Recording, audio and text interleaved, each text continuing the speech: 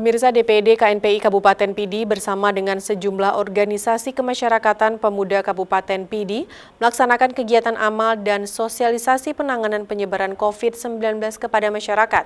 Kegiatan tersebut berlangsung di seputaran Pasar Grong-Grong pada hari Minggu.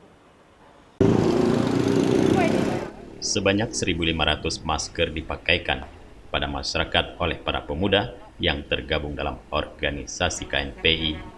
1.000 PCS masker merupakan sumbangan Dinas Perindustrian, Perdagangan dan Koperasi Kabupaten Pidi, serta swadaya dari lintas pemuda 500 PCS masker dan 110 PCS pelindung wajah.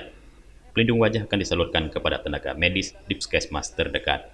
Ketua KNPI Pidi Teguh Syawal mengatakan, peran strategis pemuda dalam setiap kebijakan, terutama dalam penanganan COVID-19 yang tengah mewabah sangat dibutuhkan. Selain itu, sesama pemuda juga harus mampu membentuk pribadi yang tangguh dengan membiasakan bersatu dan berkolaborasi. Menurutnya, kolaborasi sesama aktivis sangat menentukan arah pembangunan Kabupaten Pidi yang lebih baik ke depan.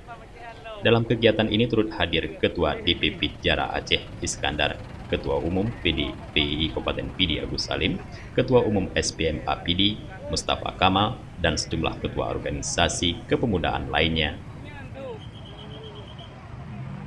Dari Pidi, Tim Liputan Aceh TV melaporkan.